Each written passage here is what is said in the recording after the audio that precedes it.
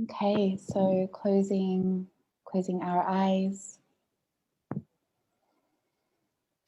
And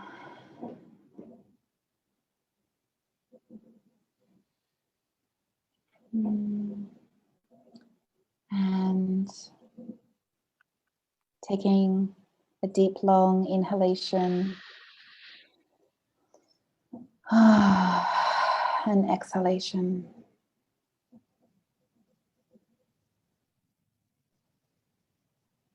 Allowing your breath to extend a little bit longer than normal.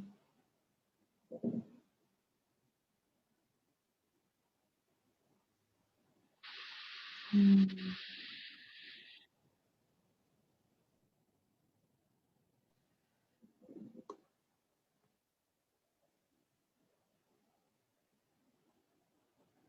then just taking 3 deep, long breaths. And when you're ready, opening your eyes.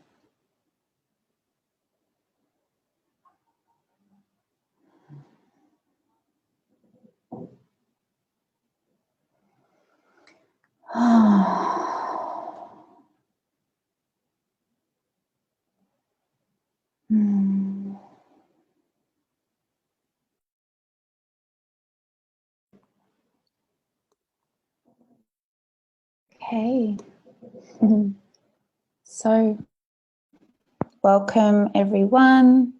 Welcome to those that are live with us, and for those joining the replay. We have a beautiful group of people that have registered for this free webinar on an integrated approach to polarity teachings. This is kind of like a bit of a segue from the Distortions in Polarity Teachings webinar that was held, I think, almost nearly 2 months ago now.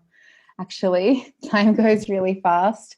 And Serdar contacted me after that and said that he wanted to do kind of a deepening on some topics around polarity teachings, and here we are. So Serdar, I'm going to hand it over to you. Maybe you want to, how about we give just a brief introduction of maybe our background, and then you can kind of introduce the premise of the conversation.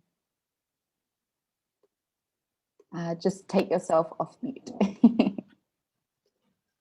Sounds good, Maanee. Did you want to introduce yourself first, or?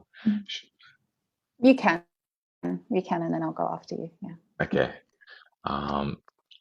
So my name is Serdar, and I'm an intimacy coach, and I want to share a little bit about my inspiration for why I want to have this conversation, and as a bit of context for that, to presence my personal journey to be where I'm at now, has been a long healing process, moving through my complex PTSD, moving through my shame that I absorbed from society around being a man, all the things that I internalized that are wrong with manhood and the different expressions of that. And along that journey, I came across polarity teachings in the form of David Data's work and his book, The Way of the Superior Man, which is, for me at that time in my healing journey, which was a few years ago now, was a beautiful opening to a sense of permission for some aspects of my masculinity to feel welcome in this world.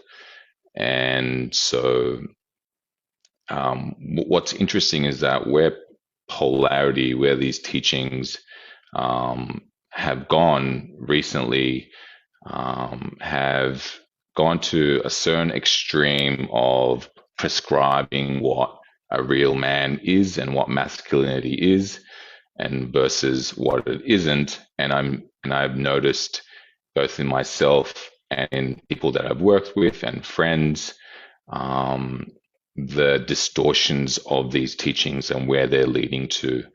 And in many cases, it feels like these teachings are moving us away from authentic connection and healthy connection into this dogmatic place of this is how you're meant to do things. And there's kind of an energy of this is an act. You're meant to act this way as either masculine or feminine. And I see a lot of issues in this approach. And I think it's fundamental. I think even with David Data's work in that book, The Way of the Superior Man, I think these issues were there in the original teachings, and I see those distortions being um, extended and amplified in different ways. And I've been concerned about the impact of these distortions on people's approach to relating. I've been concerned about the impact of these teachings on people's ability to navigate healthy relating with one another, to be able to identify what's really going on, so that there can actually be real solutions applied to those problems. And what I see happening is this simple solution of the problem is I'm either not being masculine enough or she's not being feminine enough. And this kind of band-aid solution being promoted as the solution to our problems. And I think it's actually creating more problems and it's creating more distortions. And I also see how these teachings can cause people to feel disconnected from their authentic truth. Because if my authentic truth is not that to be masculine in the way that I'm told I'm supposed to be, then I'm actually disconnected from myself in some way. And so these teachings can amplify people's shame about themselves. I've experienced that myself. I know people who have experienced this as well, where we feel like we're not enough. And these teachings tell us that this is why you're not enough and this is how you need to be in order to be enough, in order to save your relationship, in order to be attractive. And so it's actually in amplifying and entrenching some deeper issues.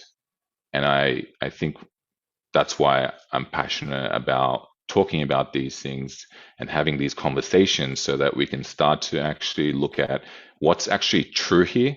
Is there anything that's valuable in these teachings? And if so, how can we integrate that into a framework that allows us to move beyond a prescriptive way of relating?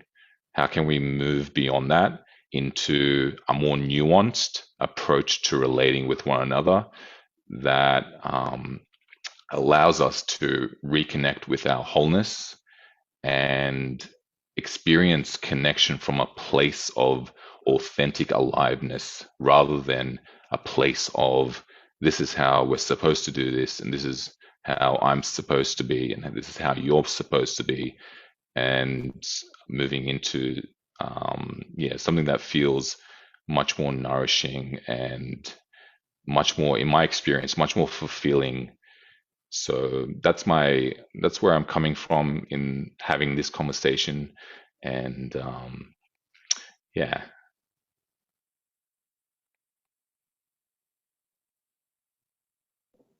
Mm. Mm. Yeah, and I can piggyback off Soda.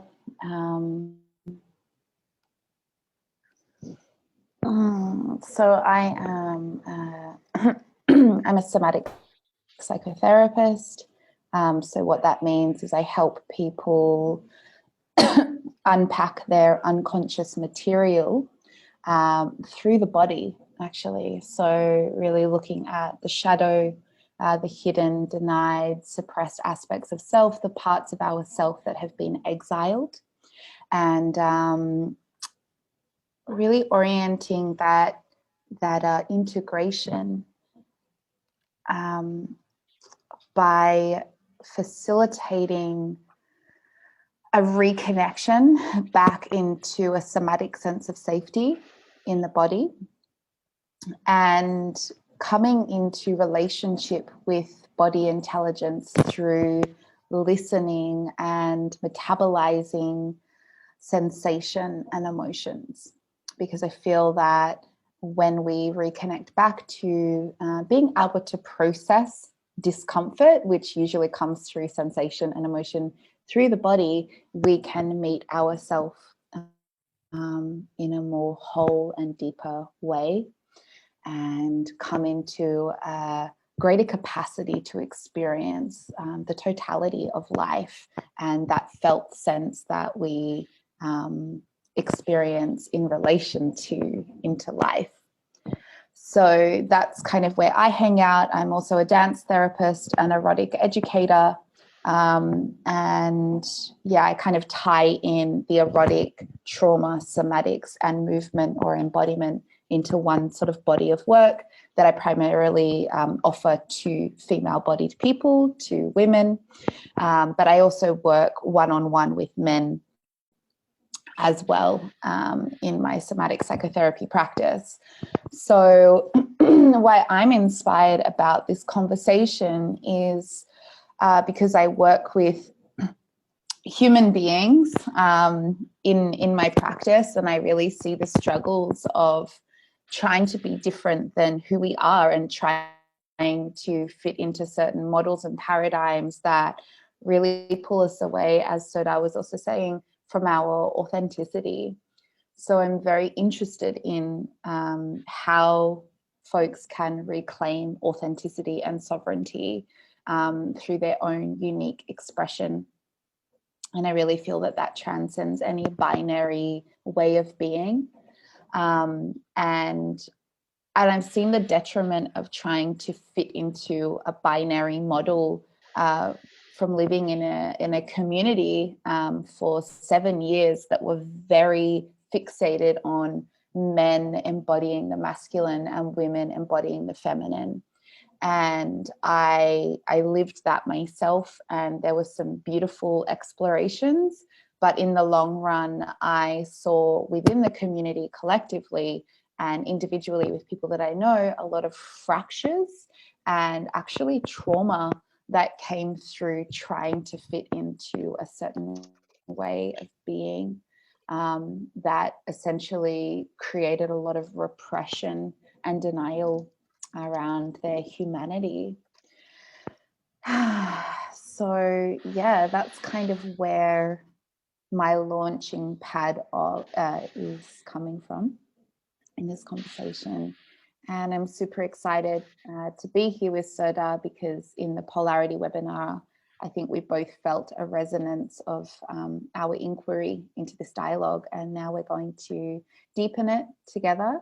We'll go for we'll finish at 9:30 the hour. For me, it's like 9:20 a.m. I'm in Sweden right now. So in like an hour and 20 minutes or something, we will wrap up. We will also have space for questions at the end, if that's where the field is taking us. So we won't take questions for the first hour. So if you have any burning questions, just hold on to them. You can obviously comment in the comment box, but I won't be focusing on that so much. Soda, I'll leave it up to you if you feel inspired, but maybe, yeah, we can just kind of keep on track with the dialogue and then refer to any questions or comments that might be in the box, the chat box, a little bit later on.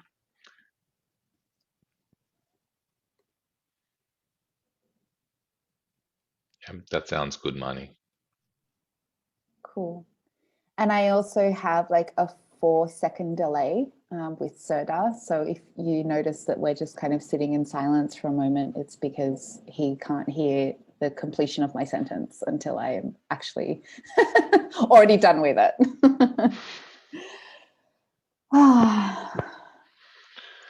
Okay.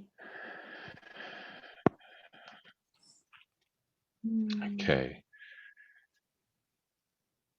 So, Maanee, I feel really curious about what you were sharing just before. It feels like an area to really add context to the discussion, because you've had this lived experience in this school that you were a part of, and you mentioned the fractures and trauma that arose from people trying to fit into a certain way of being. And I would love to see if you can elaborate on what you experienced and saw. Yeah.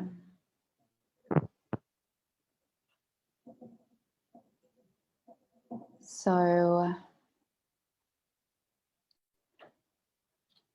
to be honest, I saw some of the main fracturing happening with men. Yeah. Really experienced men being pressured and programmed into being a certain way with men and for women. And this just deepened the cultural paradigms that we grow up in around men and what being a man is. So it's not necessarily something that was a new idea that was given. It was more a deepening of certain notions of being a man, but spiritualized, which is even worse. Because then it adds into kind of that deep yearning for us as a human being to meet the truth, to meet reality, to meet God, to meet existence, whatever term you want to use. In that school, it was to meet Shiva consciousness. So the idea was for them to really embody the Shiva qualities, because it was a tantric school. It was half classical Tantra, but they kind of masked that with neo-tantric teachings, which I don't classify as Tantra. I classify that as neo-polarity teachings and sacred sexuality or conscious sexuality. So I just want to kind of make that distinction. But the yogic aspect of the school was coming from classical tantric teachings. However, the sexuality and relationship teachings weren't traditional tantra, because that's not even in classical tantric teachings anyway. So the merging of this kind of idea of meeting Shiva consciousness for a man was to embody Shiva qualities, which was presence and stability and structure and non-reactivity, this sort of transcendent form of being. So these are the types of qualities that they were speaking to, of how to be masculine and how to be a man. And that included the denial of not necessarily not feeling, but not coming from a place of reacting or relating from your emotions. So the idea was that you should sublimate through yogic practices your emotions. You should do Uddiyana Bandha and different sort of like breathing techniques or pranayamas to sublime your emotions, and then come into this still non-reactive presence, while your Shakti, your woman, is like very welcome to go into all of her emotions. They used to call it a Shakti storm, which was so ridiculous.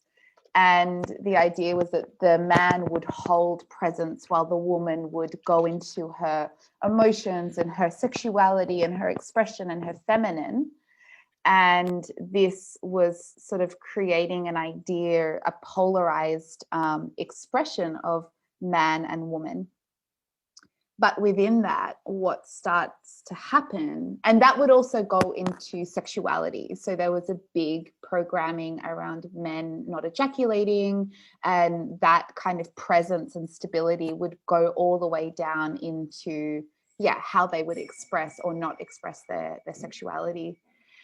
So I saw it on many levels, and the most detrimental element I saw actually was sexually, with the men getting highly fixated on not ejaculating to a point that it caused even further fractures in relationships with their partners. I experienced that myself. a lot of sexual shame, a lot of group peer shaming of ejaculation as well. I'm not saying that practicing elements of like holding your like semen retention is bad, but if it becomes a dogmatic form of being, like anything, it can be unhealthy. So I was living in quite an extreme environment where things were spiritualized and then there was a dogma around it as well, to be a good yogi. So it was quite an intense environment. But what I started to see was a lot of men suppressing their emotions, a lot of men not being vulnerable, not being authentic, not actually revealing who they are. And the interesting thing was that they were trying to create deeper intimacy, this idea of polarity, but in essence, it's creating further disconnect because you're not actually meeting with who you are and really revealing yourself, but there's sort of a masking of your authenticity through repression. And that is where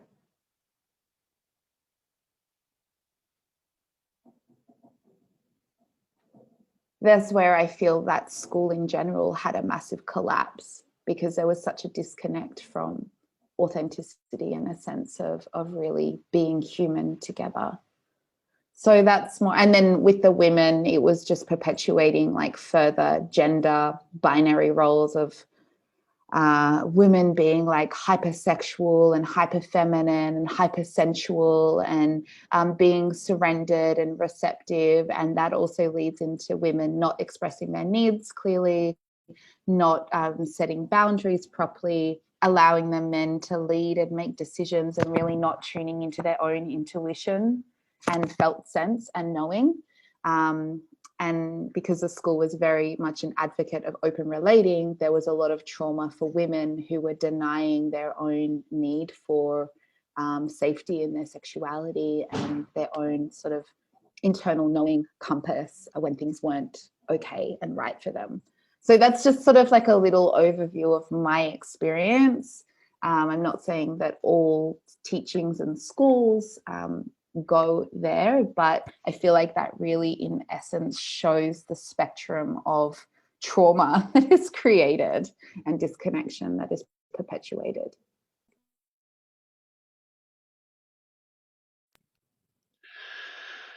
It's so interesting to hear your lived experience of that because I feel like everything that you observe there is what I have identified and seen as the negative impacts of polarity teachings, like down to the point. Um, it feels like there's a few major um, impacts there that you spoke to. One of them is um, the male, the entrenching of male shame around his sexuality and his ejaculation, which is one of the themes that's still running in the polarity world.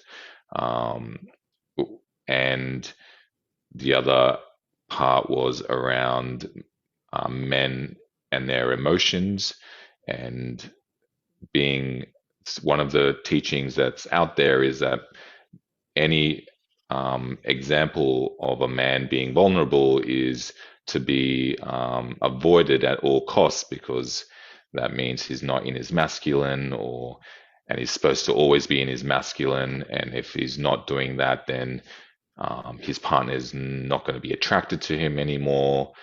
He's not taking the lead, and so vulnerability is, something to be avoided for men. And what I see there is this is just a perpetuation and extension of mainstream cultural programming that tells men it's not okay for you to have emotions. You need to be strong. That's what a real man is. A real man is strong.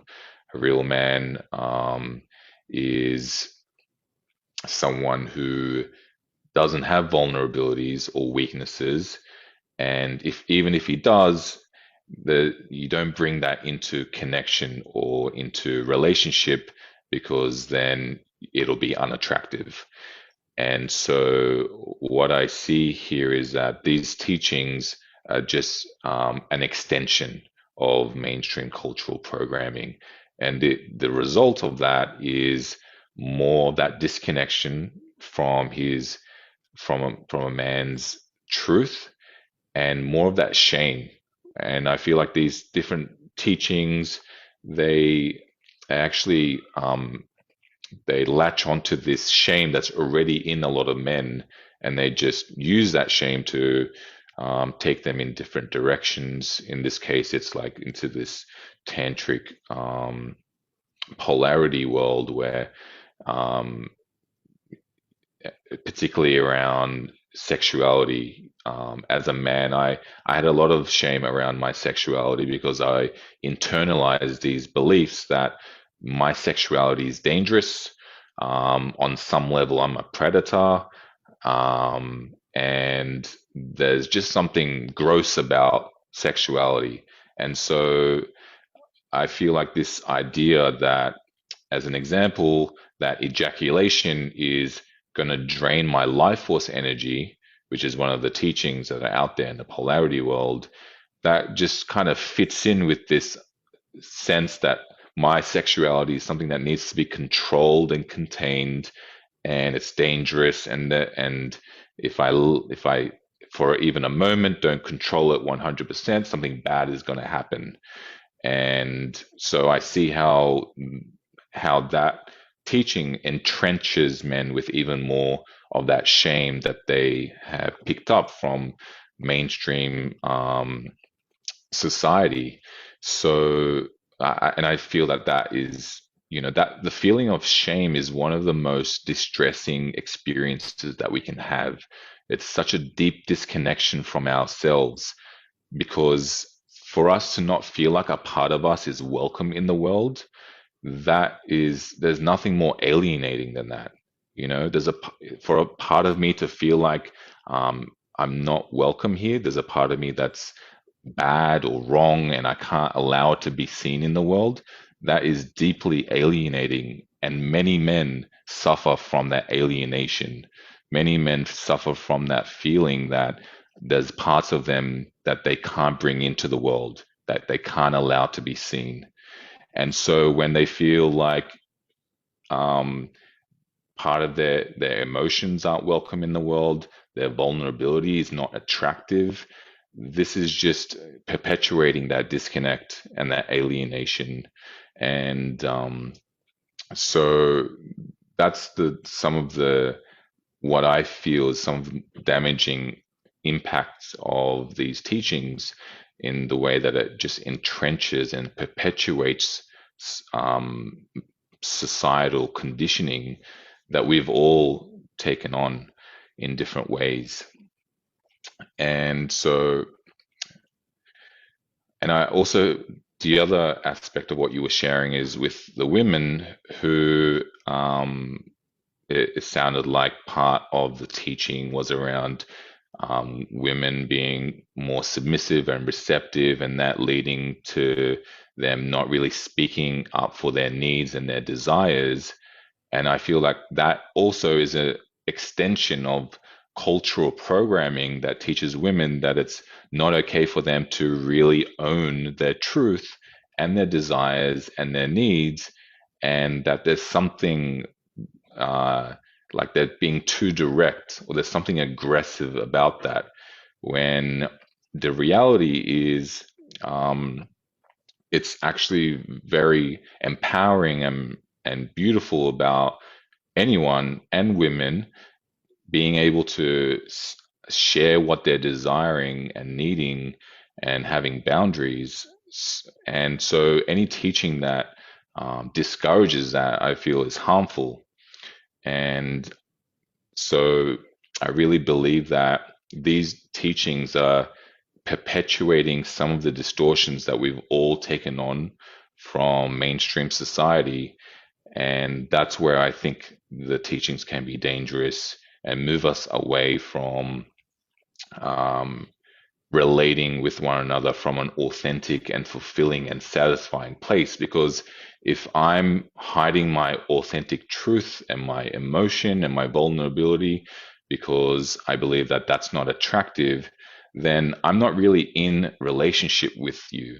I've got a mask on, and I'm presenting to you what I believe is going to be attractive, and hoping that I'll get love through this process. And if I'm doing that because I believe there's a part of me that's not welcome here or that you won't like, then what happens is I never really get to experience the power and the beauty of intimacy and connection. I never get to experience what it's like to be really loved by another human being, when I feel like I need to perform, I need to put on an act, and I need to hide certain parts of myself. So that's where the power of really reconnecting with our wholeness and all parts of ourselves, and knowing that even those parts are welcome, first by welcoming them in ourselves, welcoming that in myself, has been such a powerful process for me to realize that my vulnerable parts, my emotions, could also be accepted by a woman.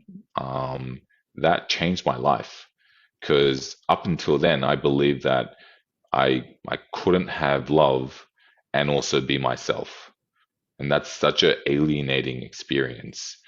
Um, and so I'm really passionate about people knowing that all of them is welcome, that all of them is able to be brought into connection and be met with love and compassion. And so when we have teachings that are teaching us that um, that's not the way it is, that this is how you have to be as a man, which is to, in these teachings, is to be hyper masculine and stay in that kind of mode of being. And that's the only way that you can have the love and connection that you need as a man. That's just deeply disempowering. So, yeah, it feels like what you've experienced, that lived experience, really highlights the impact, the negative impact of these various teachings on people. Yeah. Yeah, and I just want to kind of speak from a trauma perspective around all of this as well, which is these teachings, or any teaching that essentially gives you a recipe of how to be more lovable and fuckable, is just a deepening of the insecurely attached childhood developmental trauma that a lot of us experience, which then formulates shame, which formulates the belief that if I'm all of me, I won't be loved. So I am actually sensing that the polarity teachings and the growth of them, the popularity of them, is a direct mirror of how we are relating to our developmental trauma and our incapacity to actually be with ourselves, to be in discomfort, to regulate our emotions, to really sit in the face of intimacy without our masks, for that create a sense of validation and approval. So yeah, I'm kind of really sitting with this more and more, of these teachings being a false sense of safety that doesn't deal with reality, that doesn't deal with our human. I don't know, this is something that I find super important, and what I find is a missing piece in these teachings is the fact that they're not talking about trauma and attachment styles. Not the fact that we are our trauma and our attachment styles define us, but our nervous systems are shaped in a particular way. And if we are trying to fit ourselves in a box, but our system is having a different makeup and structure, we're just going to deepen our trauma responses even further. And this is something that I find so important to understand, is that our mind can start to conceptualize certain ways of being and relating, but our body and our nervous system need to actually be met where we're at, and then have a doorway into regulating the dissonance that is there in our system, to come back into a sense of safety. And then from that place, when I say come back into a sense of safety, I mean come back into a sense of safety that all of who you are is lovable and worthy, even the most darkest parts of yourself. And from that place, how can I meet myself and another in deep connection? So if we're constantly orienting to, I need to be more feminine and magnetic and juicy and sensual, what about like all of that other untouched stuff in our system that needs tending to? Because being more magnet, this is what I see a lot at the moment with a lot of women who are in the feminine embodiment world. It's all about being magnetic. It's all about attracting and magnetism. And this just deepens the notion that who you are right now is not good enough, is not lovable enough. And I'm actually amazed at the cognitive dissonance that is there right now around these coaches actually saying who you are is not good enough. Here's the recipe to be more lovable. Pay me $500 and I will make you more worthy. Because in essence, and I might sound like a judgmental bitch, but I am sometimes when it comes to this stuff. And I'm not saying that these people have bad intentions, not at all. I feel like, and I know, and I'm actually friends with a lot of people who teach this stuff. But, and it's a big but, what are we actually serving when we are saying these things, when we're offering these things? And that's my research and my question here.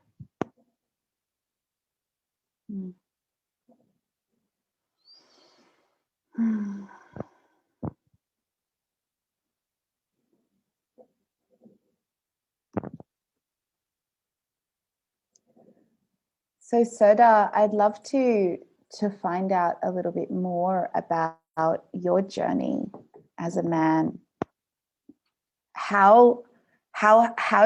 What was the point, the meeting point for you that allowed a kind of paradigm shift out of these concepts into where you are today in relationship to yourself?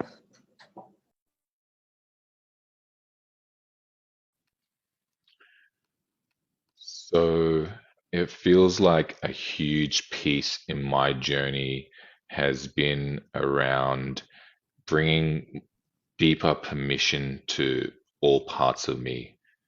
And that has meant letting go of the shame that I was holding for being who I am. Because of my developmental wounding, I never received the kind of love that I needed for all parts of me to develop and to know that all parts of me were welcome in the world. So I held a lot of shame. I didn't know that that all of these different parts of me could be loved and that they deserved space in the world.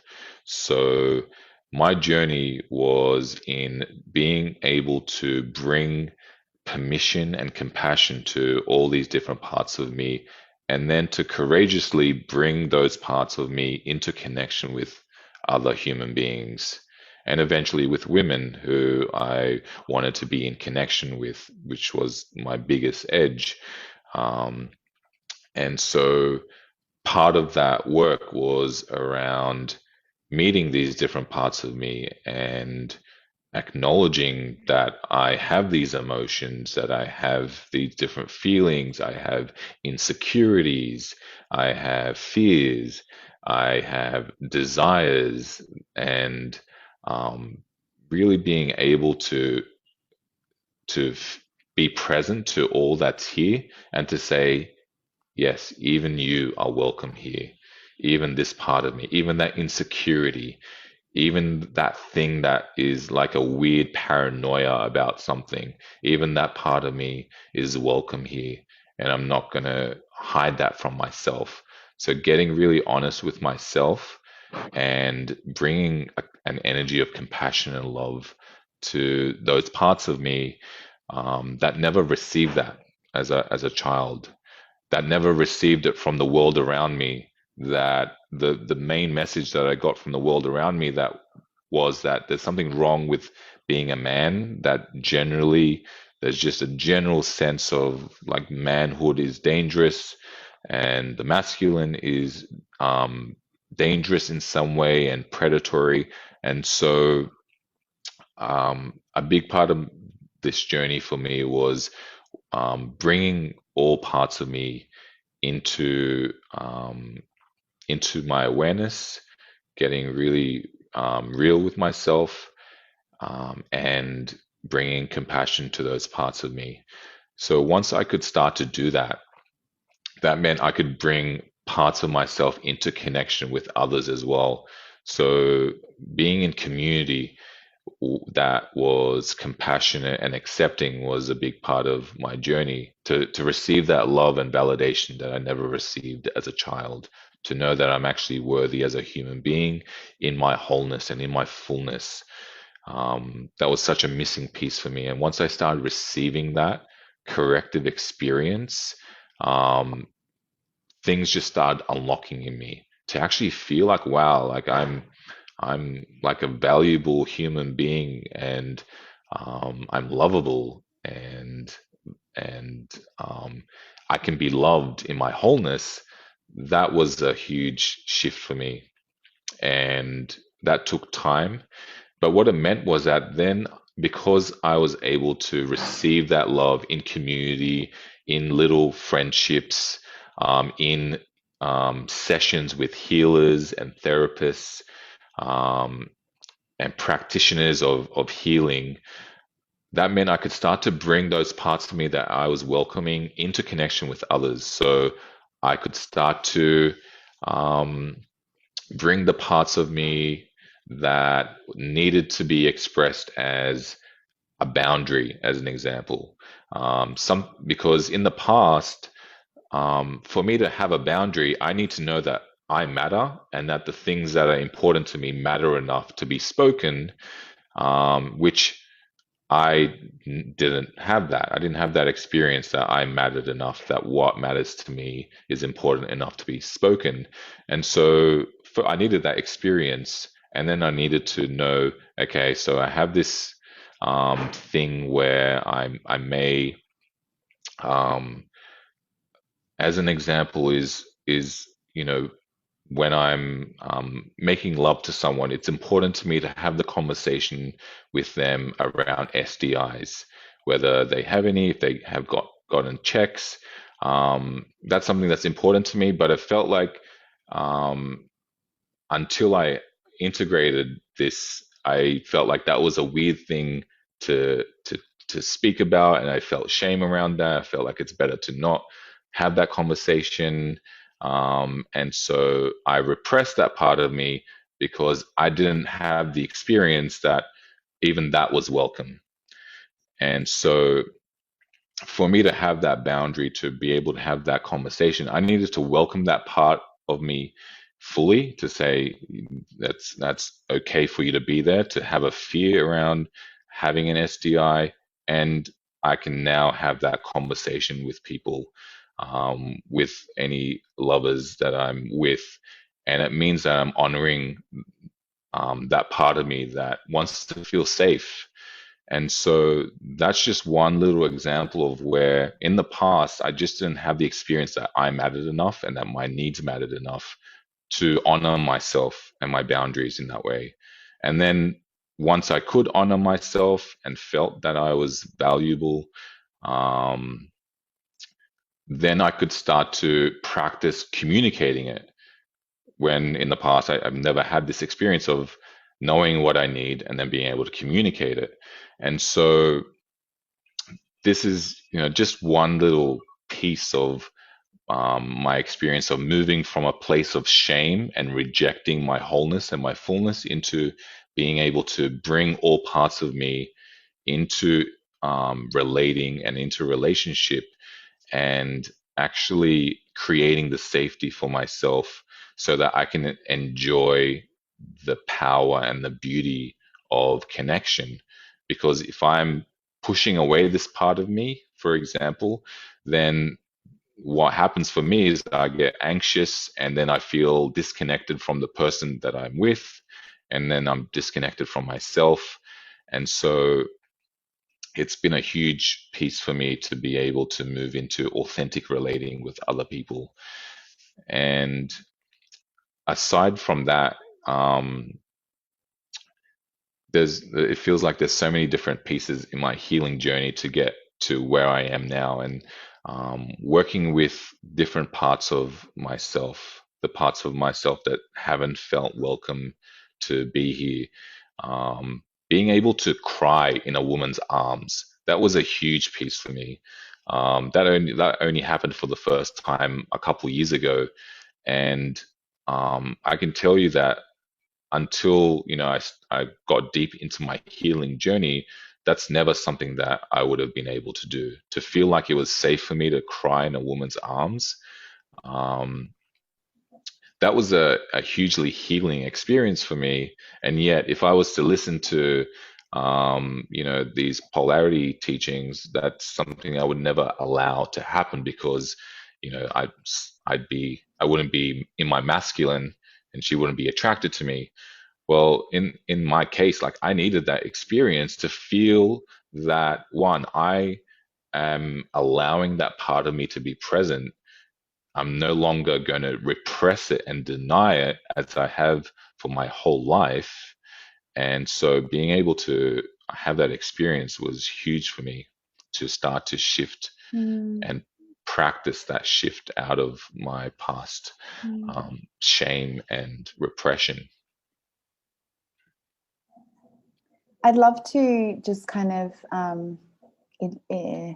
speak to this a little bit more, Soda, just so we don't lose the trail of what you're speaking to here, because I know that a part of like the inspiration for this conversation was to do a little bit of like myth busting, and this is a core piece that I feel is important to speak to, and this doesn't just relate to men. I feel like it relates to human beings when it comes to their pain and expressing their pain and being vulnerable and authentic about that in connection. But I'll just speak to this being a woman in relation to a man who is accessing and expressing his emotions. And in polarity teachings, it speaks to the fact that that then would make a man unfuckable, basically, and unlovable. And I feel that there can be truth to that if both parties have not connected to their own pain and their own emotions. So I do see that there is a truth in this. If you're operating in a paradigm that you have an aversion to vulnerability, that you have an aversion, whether you're a man or a woman, or I just want to speak to the fact that we are speaking primarily to like heterosexual, cisgendered people. But a lot of what we are speaking to is really just about human beings, regardless of your gender and sexual orientation and expression. So I just want to kind of like say that as well. But I do find that these teachings, when they speak about it's unattractive for a woman when a man is vulnerable, yes, that can absolutely be the case. And it can also be unattractive for anybody when they're in their emotions and projecting that all over somebody and not taking any accountability and any responsibility for what they're experiencing and feeling. I feel that there is an aversion that can happen if someone is vomiting all of their pain on you and blaming you for it.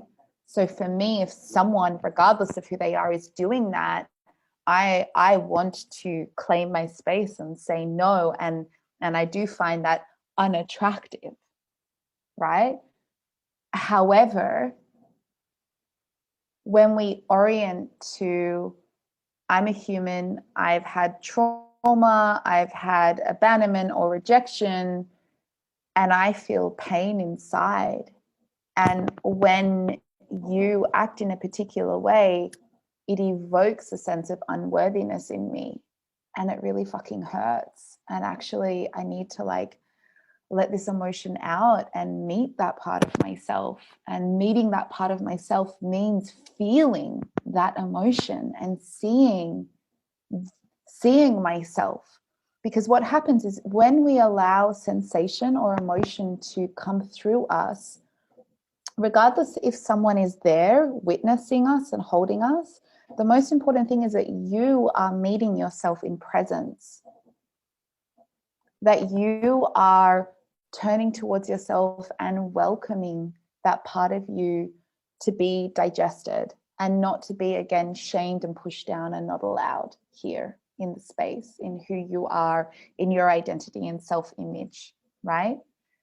So and my journey has been, I mean, I've been on this particular path for nearly 11 years. So I've come into contact with this material from quite a young age because I studied psychotherapy when I was 19. So for me, it's been quite a journey to be in relationship with others who are also diving into that material for an extended period of time. And my current partner, I'm not going to reveal too much because I haven't actually asked for his consent around this, but I will speak to more my experience is that it's taken him, we've been together for nearly 4.5 years, and he has finally accessed his pain.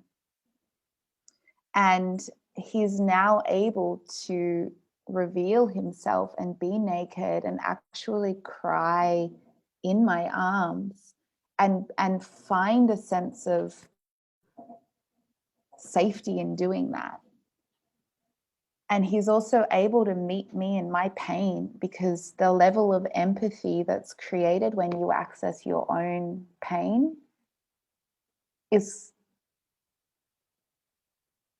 undeniably connecting, because you get it. You get that person when they are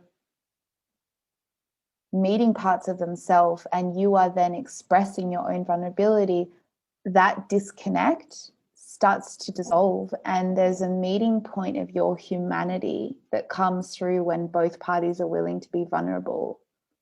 And I can tell you that as a woman, I crave nothing else but to see you in who you really are, not the masks that you wear to seek validation and approval, not the tendencies to avoid connection that come through in a facade of defense mechanisms. Yeah.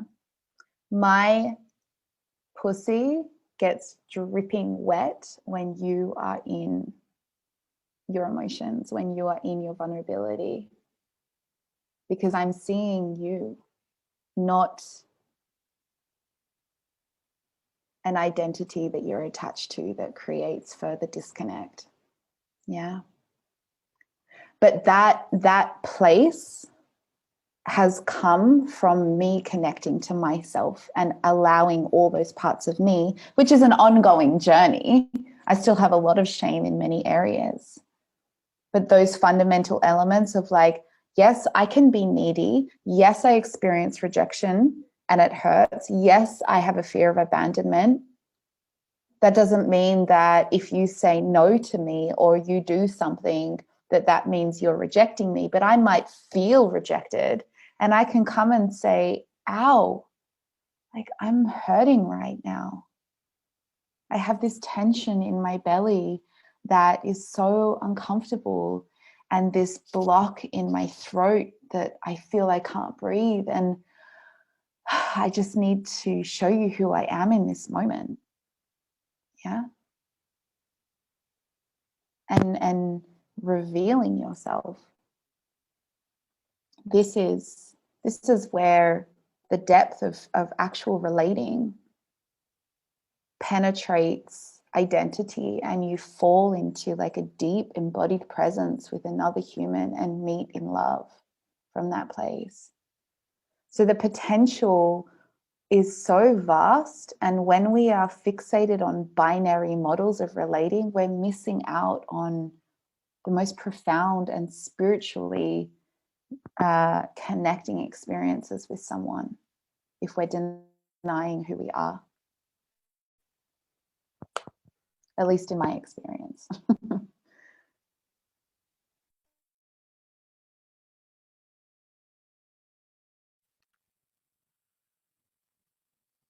Mm. And that's my experience as well. And that's why I'm passionate about bringing more permission to our wholeness in connection and relationship, because most people, um, or many people, have been conditioned from childhood to repress certain parts of themselves and to believe that only some parts of them are welcome in the world. And so, if we're absorbing information and teachings that tell us that, yeah, some parts of us are not welcome in connection, or that they'll be unattractive.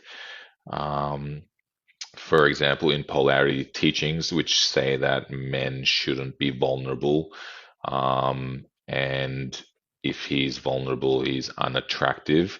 This is just a perpetuation of that conditioning. Um, and I think that's what a lot of people experienced. And it's tragic, because what happens is, if we then deny, often if we're denying or repressing parts of ourselves with other people, we're also repressing that part of ourselves to ourselves. We're hiding that from ourselves because we don't believe it's welcome in the world. So it becomes a subconscious thing and a repressed part of us, our shadow. And so we're split within ourselves. And that means that, for example, if I believe that it's not safe for me to be vulnerable in connection with my partner, then I never get to experience love. I never get to experience what it feels like to be loved in my wholeness. If I'm only bringing what I believe is, the masculine, the attractive part of me into relationship, then I only ever experience acceptance and love of that part of me. And there's all this other deep, complex, full aspects of me that are pushed away. And that just means I feel um, less. I feel not only not met in my partnerships, I'm also not meeting myself. I'm not feeling whole. I'm not feeling full. And I'm denying those parts from myself. Because if I believe that they're not welcome in relationship, most of the time people also believe that they're not welcome within themselves. So they hide those parts from themselves. They try to repress those parts within themselves. And so it's important to acknowledge that most of us have experienced conditioning or messages from our families or our cultures that say this is acceptable, and this is not acceptable. So you need to push down those parts and bring those parts that are acceptable into connection. And it just means that we never really get to experience the beauty of real authentic connection. And the difference between the two, the difference between feeling really seen by someone, really heard in our fullness, knowing that all of us is welcome in that connection versus feeling like only some parts of me are welcome in this connection and I have to hide the rest um, because I won't be attractive to the person anymore. The difference between those two experiences is so huge that once you've experienced fully being seen, once I experienced being fully seen and heard and loved in my wholeness, there's no way I would go back. There's no way that I would choose to be in partnership with someone who wasn't able to meet me in my fullness. So um, that's where it's like, yes, there's a seed of truth in those teachings that say some women, for example, are not attracted to a man being vulnerable. There's a seed of truth in that, that some women do find it unattractive. And um, that can be true. And it doesn't mean that I have to, therefore, hide those parts of me. I can still choose to bring those parts of me forward because we don't need to be constantly attracted to each other 100% of the time. That's not what real relationship and what authentic relating is. We're going to have moments where things are coming up and we have emotions and there are vulnerabilities or insecurities in our relating. And we have to learn to be okay with that in order to experience the power of, real, authentic relationship.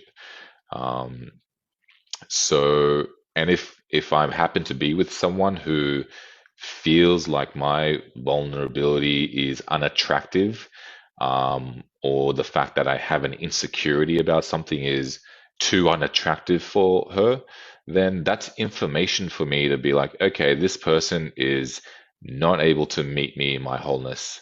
That's great information for me to know because I know that I'm worthy of being met in my wholeness. I've experienced being in connection with people who can love and accept me in my wholeness, and I accept me in my wholeness, and I love me in my wholeness and in my fullness. So if you can't do that, then this is not really going to be fulfilling for me. So that's information for me to move on. Um, so being able to recognize it's not all about attraction and being polarized all the time. Real relating and authentic intimacy um, has to include our vulnerabilities and our insecurities. Um, and it's there's the reason I believe why it's easy for us to take these messages and why it's so widespread is that there can be a lot of fear around being vulnerable and being that real with other human beings because it takes courage um, and it means that we open ourselves up to the reality of rejection. We can be rejected if we are really real with someone. That means we can get rejected, and that can be really painful. And so it's easier for us to um, hide behind a mask and absorb and take on these different beliefs around how we should be that make it easier for us to not actually be that vulnerable and real. Because then we never risk vulnerability, we never risk rejection, but then we also never really get to experience true, nourishing, satisfying intimacy. Mm. Mm. Maybe we can all just take a couple of deep breaths just to let let this material land for a moment. Just actually, you can close your eyes if that feels okay, and just check in with your body. See how this is landing for you in your body right now.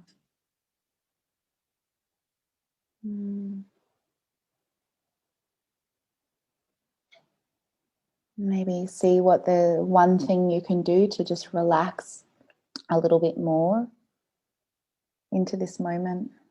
Maybe it's just changing your seating position, or giving yourself a bit of touch, or rolling your head, giving yourself a yawn, a deep breath, glass of water.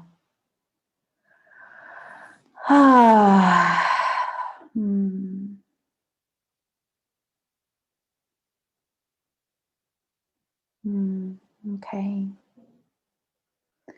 So, yeah, I want to just speak to something here which Sodar has given a bit of his own personal journey around, but just to solidify it a bit more around safety. We're talking about a lot of concepts and ideas around vulnerability, right? But doing it is like a whole nother thing. We can talk all we want about the importance of being vulnerable and the importance of sharing our insecurities, but what is it like in the moment that comes up? It's fucking terrifying.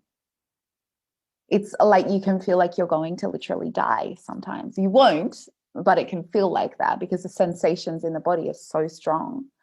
So I really want to bring in a sense of importance to taking it slow. Like if this is new for you, or you've been doing this for a really long time, but you're meeting new parts of yourself that bring in more destabilization in your system. Like right now, I'm meeting new parts of myself.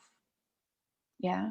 I am formulating a new identity or dissolving of identity. And I'm in a really like a shaky place within myself of revealing myself, and especially to my partner, and saying like, this is who I am now. So even now I'm struggling. I'm challenged by meeting these parts, and I have a greater window of tolerance to be able to go into that process where I don't feel like I'm going to die. But it doesn't mean that it's never easy. It can be always challenging. But to start with, taking things really slow and putting yourself in safe containers where you can experience being accepted and loved by others in your vulnerability is key. So going into particular containers that are welcoming, intentionally welcoming and inviting, whether that's one-on-one sessions or coaching programs or retreats and workshops, either online or in person with people, that your nervous system can start to have the experience that when you experience shame, you're not rejected. When you experience an emotion, you're not rejected, you're actually welcomed. So that's why containers are good laboratories for your nervous system and your body to start having new experiences that rewrite the original narrative that you have about reality and love and relating and yourself. So there's this term in trauma work called titration, and I just want to speak to this for a moment. Trauma means too much too soon. That's the definition of trauma. So the system took on too much too soon. It wasn't able to process it. Titration is the opposite of too much too soon. It means a slow drip. And it comes from, it's actually like a scientific term when it comes to chemistry. And what titrating is you have two different substances that you put together to make a third substance. But you can't just pour the substances quickly in together. You have to one drip here, one drip there, one into the little thing, whatever it's called. that they're dripping the substance in, and slowly the third substance is created.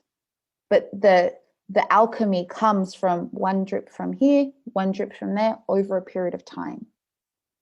So this is kind of the orientation I want to invite you to have in general, even if you've been on the path of self-inquiry for a long time. A lot of processes also have the sledgehammer effect, which creates further destabilization to the system.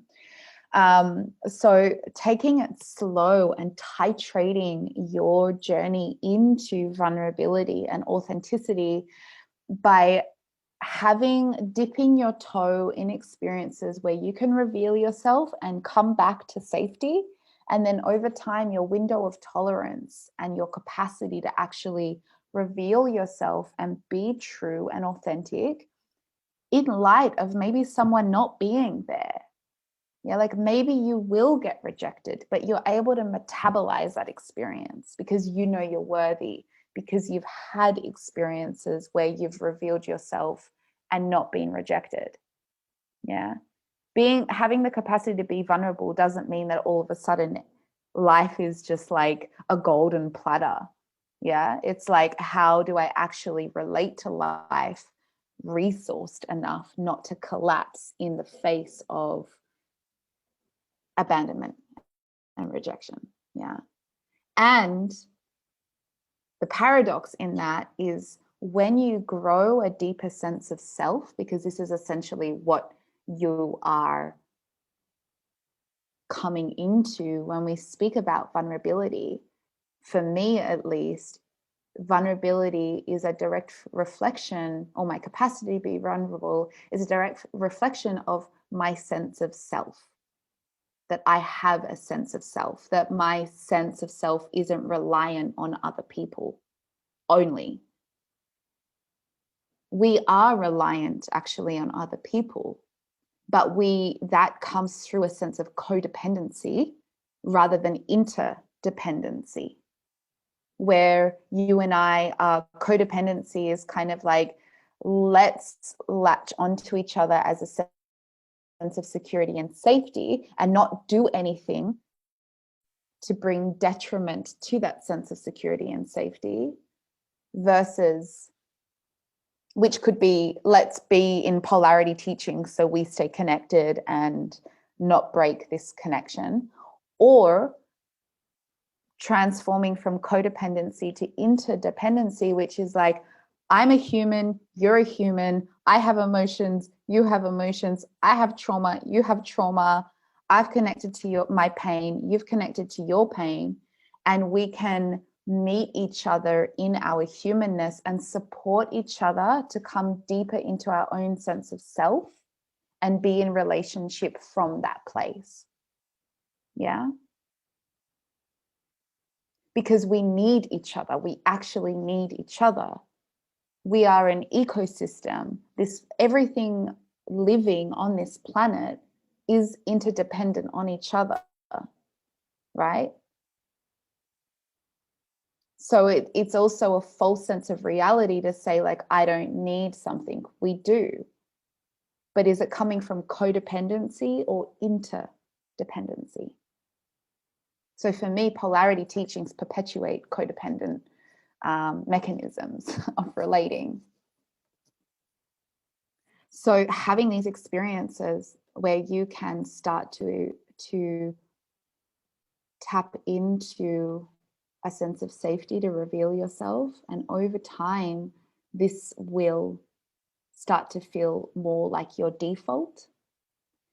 And within that, learning how to process intense sensations and emotions through your body so you can digest that discomfort that can come through and move back into a regulated state, rather than being either in that intensity of discomfort and getting lost in it and overwhelmed, or going into addiction and numbing and just suppressing it all together so you don't feel anything. Yeah. So how can you start to experience safety in the body through sensation and emotion, and with community and relationships with others.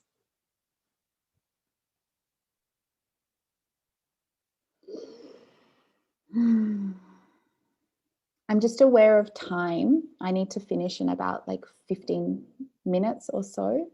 So Soda, I'm wondering, I feel really complete with what I've shared. There's so much that we can go into. And of course, this is just sort of like a little bit of a, on the surface, like touching on some topics. But Soda, I'm wondering if there's anything else you want to add, and then maybe we can open up for questions. Yeah, one thing that I want to say is, yeah, I'm not here to tell people to just go out and be vulnerable, and that's the answer to relating, the challenges of relating. Um, what I'm sharing here is the context for allowing us to be able to move into more vulnerability, and that does take time. And it took me. I'm still in that process, um, and I've done a lot of healing work to be able to reveal more of myself in relationships, to own more of my truth in relationship and in relating with other human beings. It's been a beautiful and sacred journey, and I'm still in that process. And sometimes I still have the thoughts, when something comes up for me, it might be an insecurity or it might be a fear, and the thought will still come up in my mind, is it okay for me to share that? Like I'll have a default sort of, block on that. I'll sort of like that's something that I could keep to myself. And my ongoing practice is, do I feel safe enough to share this? Um, and when I'm feeling courageous, I do. When I'm feeling brave and I'm owning who I am, and when I'm connected with my desire for real intimacy, and having received so much love in my life, in the last couple of years in particular, I have enough there to be able to say yes. That is something that I feel like I'm ready to share that thing. I'm ready to have that conversation. I'm ready to reveal that vulnerability or that fear that I have. And that's my process. That's my practice, because I find it incredibly satisfying the more I do that. The more that I allow my fullness and my wholeness to be welcome in connection, um, the more fulfilling my life becomes. But it is a process, and there are different ways of bringing more permission to ourselves to allow that. And like you were saying, Maanee, that can look like one-on-one coaching or therapy.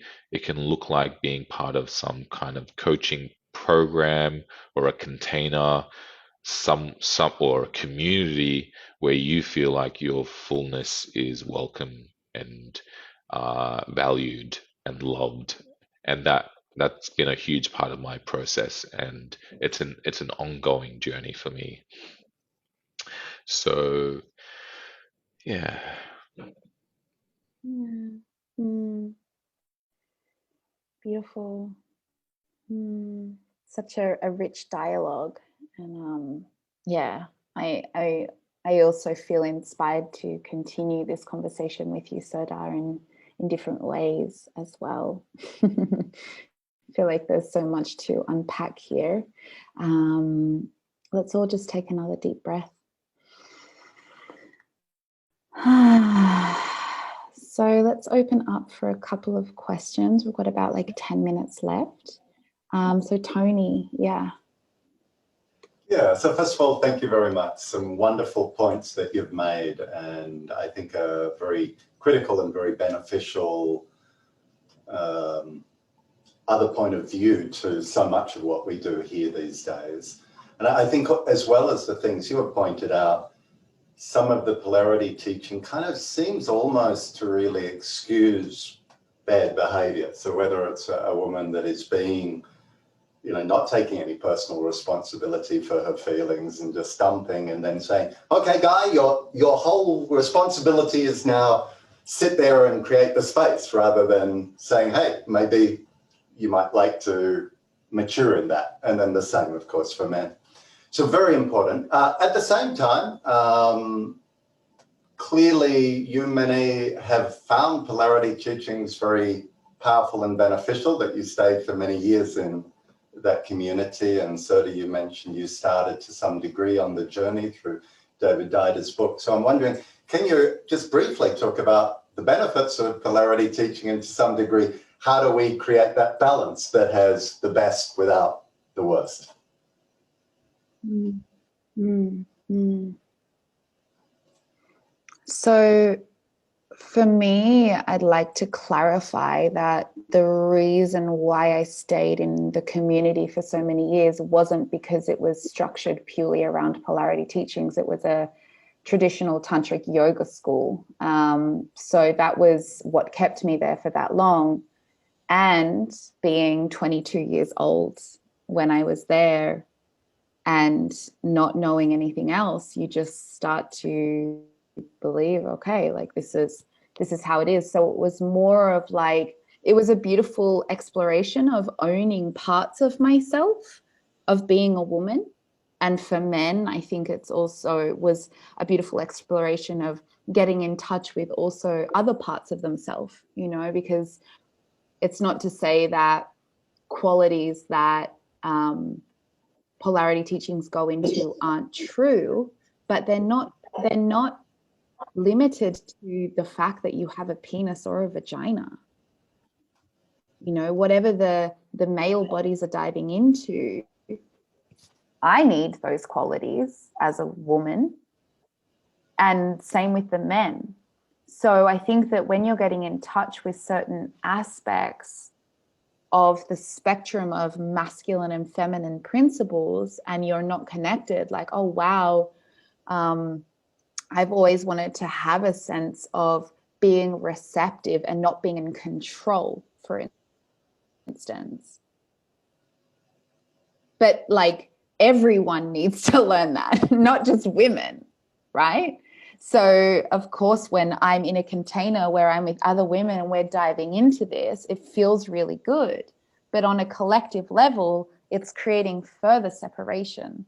So there's kind of, I'm not sure if I'm making sense right now, but it's like, of course, when you're touching on topics that you're not connected to, it feels good. But in a bigger scale, it's not beneficial because it's deepening gender roles. Yeah. So, Dad, do you want to add anything? I do. Yeah, I want to speak to both the positive, positive and the negative here. So, like Tony was saying, I think one of the negative impacts of the dogmatic extremes of polarity teachings is that it does excuse bad behavior. And one of the central ideas in polarity is that women are chaos, and or the feminine is chaos, and men or the masculine is about holding space for the chaos. And what that can end up being in practice is men feeling like it's their responsibility to hold space for verbal abuse and name calling. And this is a thing that is happening, has been the result of these polarity teachings, and it's incredibly unhealthy, and it does create this free pass for some people to just, be emotionally irresponsible and say, I'm just being in my feminine, and it's your job to hold space for that, or to be, masculine and be, Shiva, whatever it is. And that kind of dynamic, if that's playing out in the relationship in general, you've got, some really unhealthy dynamics going on there, because verbal abuse and name calling and dumping your emotions on someone is not a healthy part of authentic intimacy and relating. And so that's where that negative impact can definitely be happening, and I think it is happening. It has happened. I've seen it, um, and so to speak to the benefits of polarity, or this framework of the world, what I found to be really beneficial about polarity is not taking it on as my worldview, but actually um, using these different, the archetype of the masculine and the feminine as more permission. Because, like I was saying, for me in the past, I was ashamed of being who I am. I didn't know what was okay for me to do and not do. So having the characteristics of masculine laid out for me as, like, direct and present and penetrative and these kinds of things, it was helpful for me to the degree that I saw that these were elements of my being that I could welcome into the world more. It was okay for these parts of me to be there. So that was really helpful for me. Basically, it's like um, giving a name to experiences and emotions, which it is a very powerful thing. When we have a name for an emotion, it means that we can, more fully bring it forth and acknowledge it and own it. And in the same way, being able to have these names or words for different characteristics of masculine energy helped me to tap into those energies and to integrate them. But also, just as much as that was helpful, it was also really helpful for me to see what these characteristics of feminine energy were, because then I could also look at that and say, for example, being receptive and open, and integrate those parts of me as well. So more than anything else, it was about bringing more permission to myself, and basically just by giving a name to these different energies. So I didn't take on the framework of how you're supposed to be more masculine if that's your primary pole. I took it as like, okay, so these are ways that I could be with these masculine characteristics, and these are other ways that I could be with the feminine characteristics that are listed, and I could actually integrate all of it and be, okay, so this is an experience I can have as well, and this is what feels good for me. And being able to take all of these different pieces and integrate them into my experience and tap into them and own them and welcome them, that was really helpful for me. Even though it wasn't necessarily how you're supposed to do it, that's what I found beneficial, is just bringing more permission by having names for different energies and different experiences.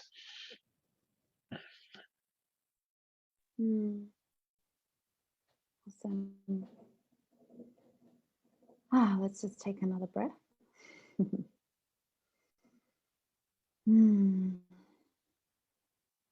So I want to read a question here from Shari. I would add to ask myself what I need in the container to feel safe to share that depth of vulnerability.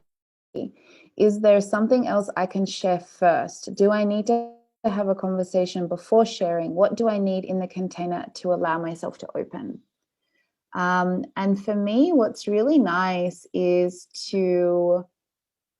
it really depends on who you're relating with. So if you're relating with someone who has a connection to some level of emotional intelligence and capacity to listen and not be in full reactivity and defense as soon as you start sharing. But there's something called psychological safety, and that's essentially coming to someone and saying, hey, something's alive for me right now. Is there a point in time today or tomorrow that you would be available that I could share what's coming up for me right now? And making a request around your needs for that conversation. This is something that's really difficult for me. It's super challenging and uncomfortable. And I'm wondering if you would be open that in this conversation, I could just share and you just listen to me first, and then after you can share what's coming up for you around what I've said. Or I just need to have a conversation with you that's only sharing, and then in 2 hours or the next day, would you be open to, then we can talk about what I said, but I really need to just set up a container with you because this is really uncomfortable and it's the first time I'm doing this, or whatever. So actually asking the person if they're open to it, and then expressing your needs and making a request. If they're not available for that request, you can negotiate what would feel good for both of you. And if you feel like whatever agreement you've come to still doesn't feel safe for you, then you're just going to have to make your own discernment as to whether or not that is going to be a beneficial conversation for you to have, or if there's another way that you might be able to resolve that charge.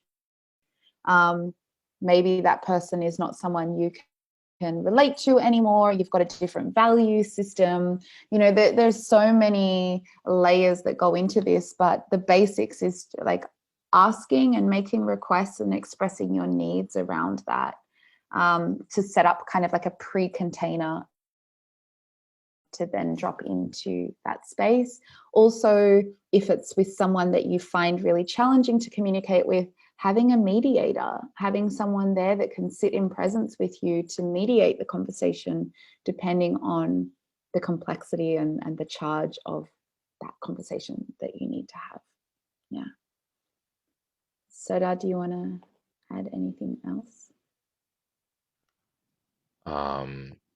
Yeah, I just want to emphasize how important that skill has been for me to create safety, to be vulnerable, which is creating a container when I'm sharing something, asking if the person is available to have a conversation about something that feels significant for me.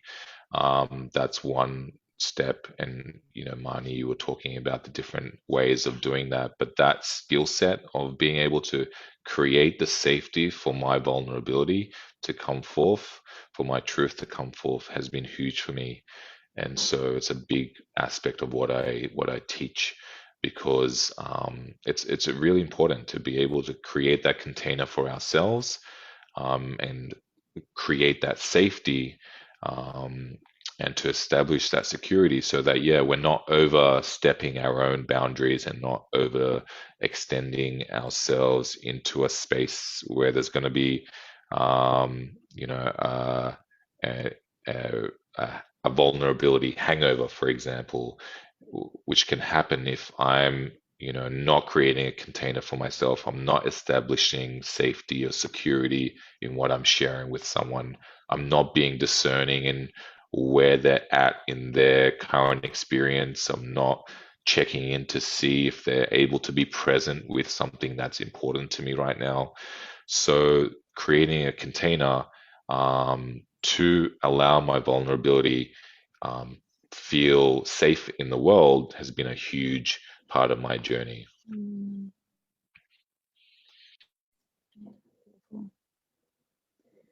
Okay, let's take one more question, and then maybe start to wrap things up, because I have to go to another session myself.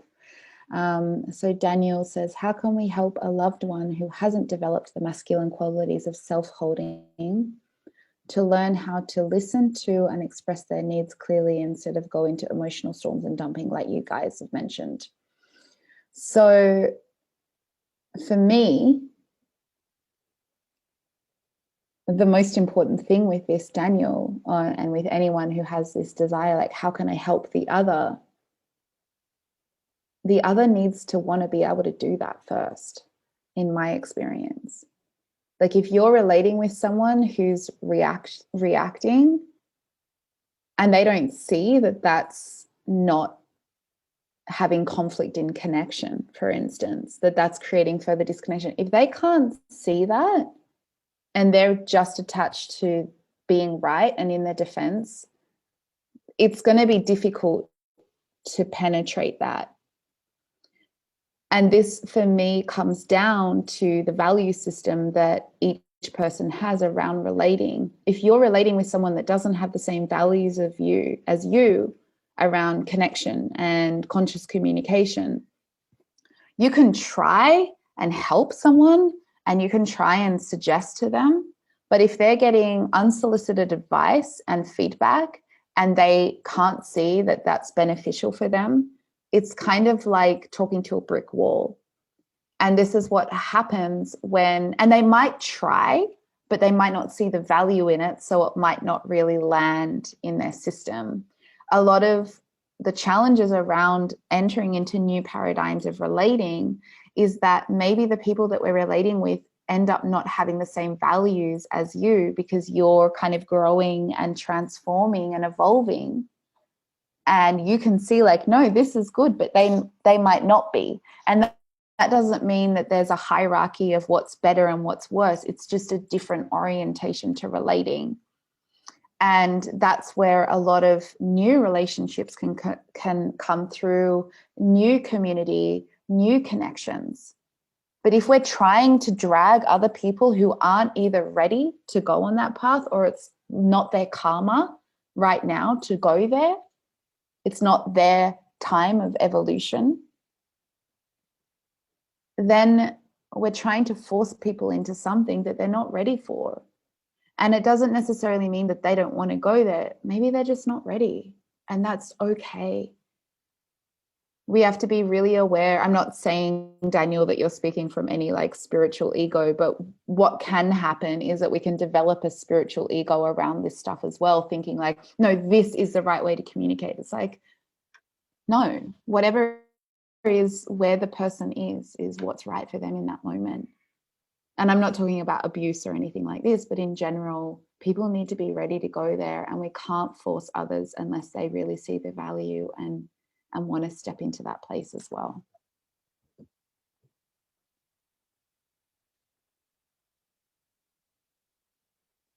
Do you want to add anything, Soda? Yeah, what I want to add there is it's hard to speak into that specific scenario because I think it depends on different factors. But what it highlights for me is the importance of like our my own boundaries. Like if someone is communicating with me in a way that I don't like or I don't feel involved to the degree that I would like it to be, ultimately I can't um, control that person. But what I have power over is in my response, and I'm available for that kind of communication. And that can be a way of um, letting that person know what's okay for me and what isn't. And so I do my best to not, in my personal relating and relationships, I don't like to try and coach people into how to communicate. But I do have boundaries, and there are ways that I hold myself, and people learn what I'm available for and what I'm not by my internal boundaries around how I'll be spoken to and how I won't be spoken to. And so that's something that I do have power over. And ultimately, if the communication style of the other person isn't in alignment with what I'm available for and what I'm desiring in my life, that's information for me. And so sometimes in the past, it has meant that I've had to accept that someone wasn't in alignment with me. And so, yeah, I feel that sometimes it's really about it comes down to like, what am I making myself available for? And how can I strengthen my boundaries there and be really clear in that, and to be really clear in what I'm desiring in our communication. And so sometimes I feel like that taking the focus back onto the self can be really powerful and empowering in those kinds of situations. Yeah, absolutely. totally agree. Mm-hmm. Mm.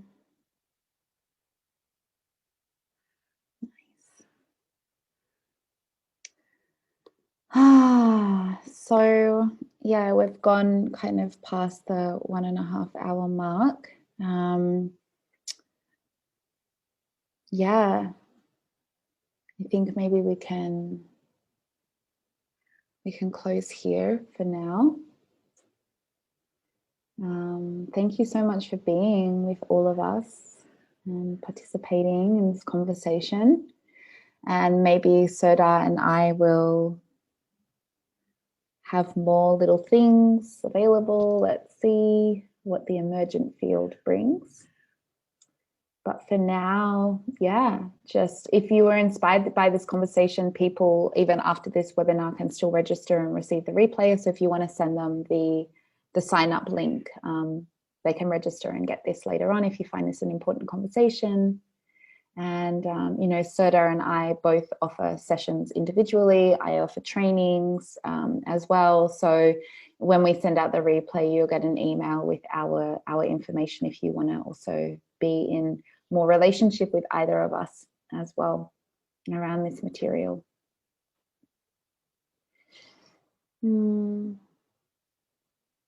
Thank you, everyone.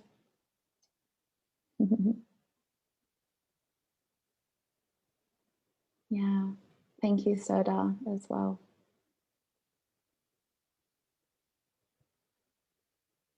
Bye-bye.